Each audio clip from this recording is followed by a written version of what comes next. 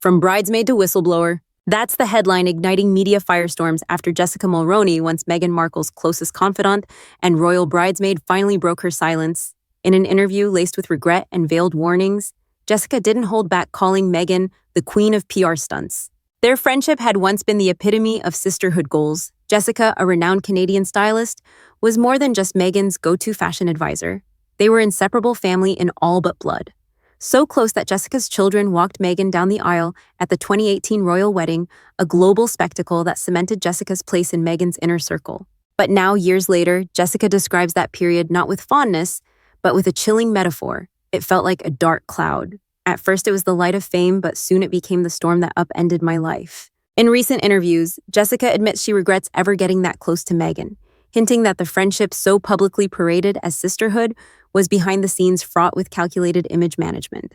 Her words hit harder because they don't come from a bitter ex-friend seeking headlines.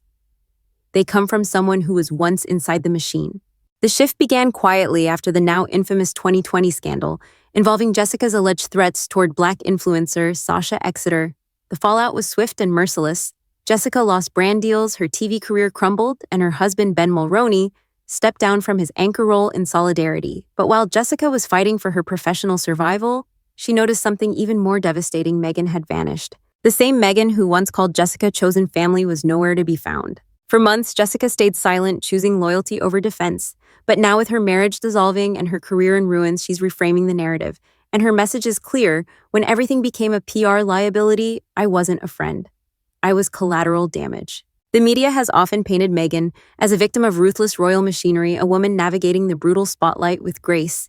But Jessica's revelations add a new layer to that story, suggesting that Meghan, too, has mastered the art of leveraging media storms, even at the cost of personal relationships. Jessica describes Meghan as brilliant at narrative control. From orchestrating her public image during the royal wedding to carefully timing media engagements, she says Meghan always knew how to spin the story, but it's the aftermath that haunts Jessica the most. I don't resent her for being strategic. What I resent is that friendship became just another narrative tool. For the first time, the public is being asked to reconsider a friendship that once seemed unshakable.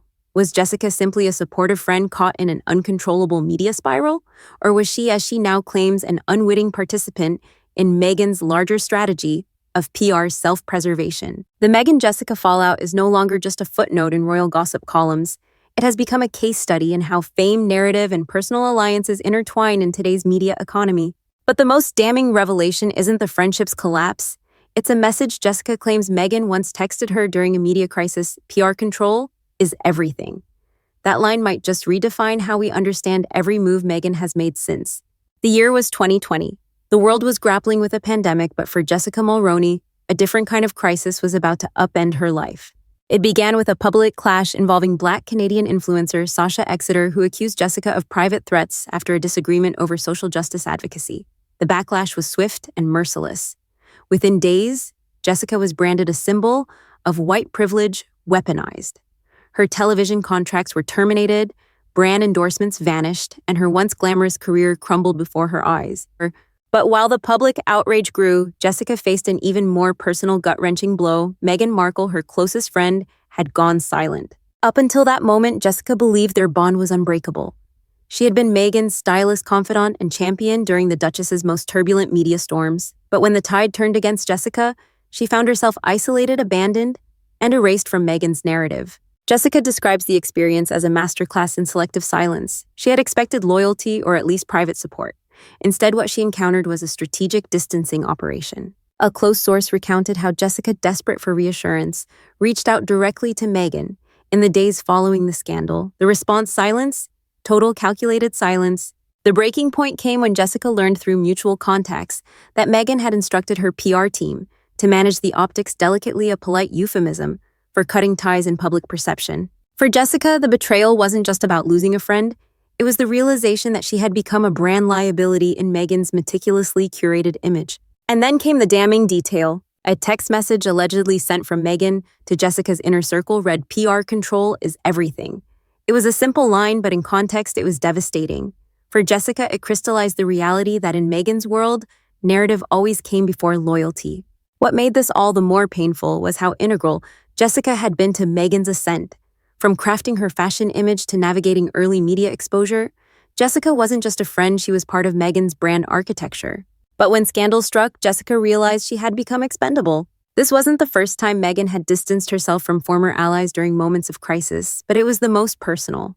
The woman who had once referred to Jessica as family now treated her as a PR variable, to be managed, not a relationship to be preserved. Industry insiders weren't surprised. As one veteran publicist noted, Meghan understands the mechanics of media control better than most celebrities. She's surgical when it comes to narrative protection. Jessica's pain is palpable, not just from the loss of friendship, but from the recognition that their bond may have always been transactional fuel for a greater narrative machine. Yet what truly ignited public scrutiny was Jessica's candid admission, "I wasn't dropped because of what I did. I was dropped because of what I represented, a headline Meghan couldn't afford." But the twist came when old text threads surfaced revealing that Jessica wasn't just a passive participant in Meghan's rise. She had been an active architect of many of Meghan's most iconic PR stunts. Suddenly, the narrative of betrayal blurred as the public began asking, was Jessica a victim or a co-conspirator? For years, the public narrative painted Jessica Mulroney as Meghan Markle's trusted ally, the friend who stood by her side through media storms and royal drama. But when Jessica accused Meghan of abandoning her in the wake of the Sasha Exeter scandal, sympathy poured in. She was seen as a casualty of Meghan's relentless image control. But then came the twist. Leaked text threads and email exchanges began to circulate in media circles. Documents that suggested Jessica wasn't merely a passive victim swept up in Meghan's whirlwind, but a co-architect of many of Meghan's early PR stunts. One thread, allegedly from 2017 during Meghan's pre-engagement period, outlined deliberate media seeding strategies where Jessica and Meghan discussed leaking candid but flattering paparazzi photos. The aim to build organic buzz without triggering royal protocol alarms. In another message, Meghan reportedly told Jessica, "We control the story by controlling the frame. First impressions stick." Jessica didn't object. In fact, she expanded on the plan, suggesting key stylistic choices, coordinating with friendly media contacts, even drafting narrative notes for tabloid journalists who were known for more sympathetic coverage. Their collaboration wasn't just personal, it was strategic. This revelation shifted the conversation. Suddenly, Jessica wasn't just a friend caught in the crossfire, she was an integral part of the PR machine she now claims to regret. Royal commentators and media analysts were quick to weigh in. Some saw Jessica's recent statements as a calculated move, an attempt to rehabilitate her image by redirecting blame towards Meghan. Others argued that Jessica's guilt was genuine, her hindsight regret a painful acknowledgement of how fame can corrode even the closest friendships. But what could not be denied was this: Jessica had been in the room where the narratives were built. Insiders recalled Jessica's pivotal role during Meghan's royal wedding preparation. Beyond styling, Jessica had been instrumental in orchestrating the bridal party optics, from the choice of children in the procession to managing interactions with select press photographers. One former palace aide noted Jessica was more than a stylist. She was a narrative engineer. She understood how the visual would play globally. Yet the very machinery they built together became Jessica's undoing. When the Sasha Exeter scandal erupted in 2020, Meghan's silence wasn't random. It was part of the same damage control playbook they had refined for years. Jessica, once a valuable asset in that system, had transformed into a liability overnight. Jessica now claims she was blindsided by how swiftly Meghan distanced herself, but the leaked conversations complicate that claim. It becomes clear that Jessica had long understood the transactional nature of their public-facing friendship. Fame, after all, has no permanent alliances, only useful narratives. One email in particular captured the cold calculus of their media strategy. In it, Meghan allegedly writes, "When people think we're aligned, we win. When people think we're inseparable, we lose control." For years, Jessica was content to play her role in that alignment, until the narrative no longer served her. And therein lies the uncomfortable question: was Jessica a victim of Meghan's media strategy, or an equal player who underestimated the cost of the game? But the most explosive revelation was yet to come. Jessica had saved a voice note from Meghan, recorded days before the royal wedding, in which Meghan allegedly says, "People don't care about the truth, Jess. They care about the story we give them." When that clip leaked, the narrative control battle exploded into public war. The voice note was only 15 seconds long, but it detonated like a bombshell. Leaked to the Daily Mail by an unnamed source close to Jessica Mulroney, the recording captured Meghan Markle in the final days leading up to her 2018 royal wedding, uttering a line that instantly redefined their entire friendship narrative. "People don't care about the truth, Jess. They care about the story we give them." The audio was crisp, the tone calm, but its implications were deafening. Suddenly, everything, the staged paparazzi shots, the carefully choreographed wedding optics, even Meghan's subsequent tell-all interviews, was viewed through a harsher lens. Jessica, until now seen as a jilted friend caught in Meghan's media crossfire, was no longer a passive casualty. The voice note proved she was a co-strategist. But as her life unraveled post-scandal, the collaborative front crumbled into a bitter blame game.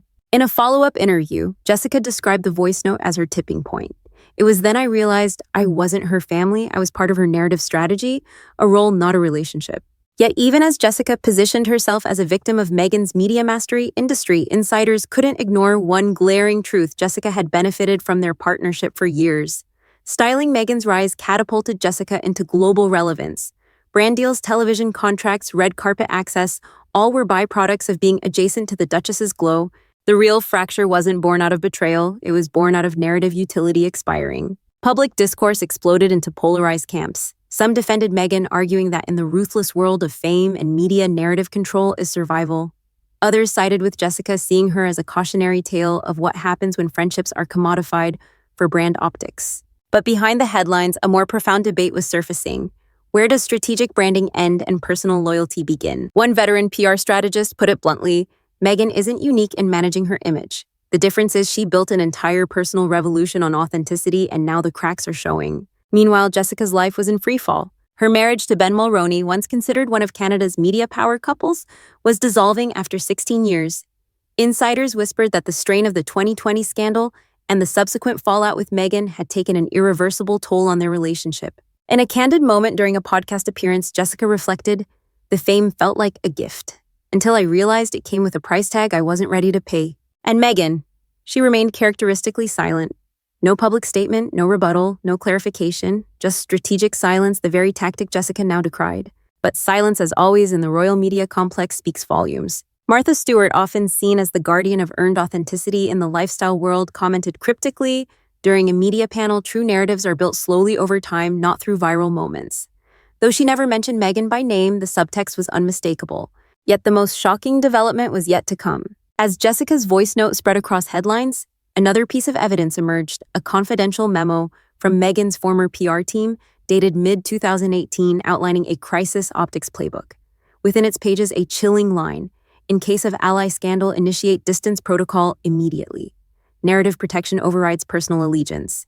It was the final confirmation for critics. Meghan's strategy wasn't reactive, it was premeditated. But as Jessica's life continues to unravel and Meghan's silence hardens, one unavoidable question remains: in a fame economy built on curated authenticity, was this friendship ever real, or was it always a perfectly executed PR stunt? The rise and fall of Meghan Markle and Jessica Mulroney's friendship has become more than a celebrity fallout story. It's a case study in the ruthless intersection of fame, narrative control, and personal loyalty in the digital age. From sharing wedding day whispers to orchestrating media strategies, their bond once appeared unbreakable. But as Jessica's life unraveled, scandal, career, collapse, personal heartbreak, the cracks in their sisterhood became undeniable. And now, with leaked voice notes and strategy memos flooding the public sphere, the question isn't if Meghan managed her public relationships for brand optics. It's how far she was willing to go. Jessica's portrayal of Meghan as the queen of PR stunts isn't just an emotional outburst. It's a reflection of a media-savvy powerhouse who understands that in today's fame, economy, control over narrative is survival. But at what cost? For Jessica, the cost was everything: career, marriage, identity. For Meghan, the cost might be subtler, but no less significant, because the very authenticity that powered her post-royal revolution is now being questioned. When allies become disposable and friendships dissolve under the weight of optics, the curated image starts to fracture. Yet there's another side to this coin. Supporters argue that Meghan did what anyone would in her position, protecting herself in an industry where one scandal can dismantle years of work. That her silence wasn't betrayal, but strategic necessity. In a world where women, especially women of color, are hyper-scrutinized, every move becomes a high-stakes calculation. Critics, however, see a colder narrative: Meghan's friendships aren't friendships, they're assets. And when those assets become liabilities, she cuts them loose. So where does the truth lie? Perhaps somewhere in the uncomfortable middle, where ambition and authenticity are perpetually at war. Jessica's story isn't just a personal tragedy, it's a mirror reflecting the brutal reality of modern celebrity culture, where loyalty is often transactional and image is currency. Meghan's mastery of media manipulation may be her greatest strength, but it may also be her Achilles heel. Because in an era obsessed with authenticity, the question isn't just what story you tell, but who's left standing with you when the cameras turn off. Do you believe Meghan is simply navigating a ruthless fame economy, doing what she must to survive, #Team Survivor, Or do you stand with Jessica's claim that Meghan is a cold strategist using relationships as disposable PR tools? Team strategist? Comment your take below at #TeamSurvivor. She's protecting herself in a cutthroat media landscape. #Team strategist. The queen of PR stunts label fits. This was always about control.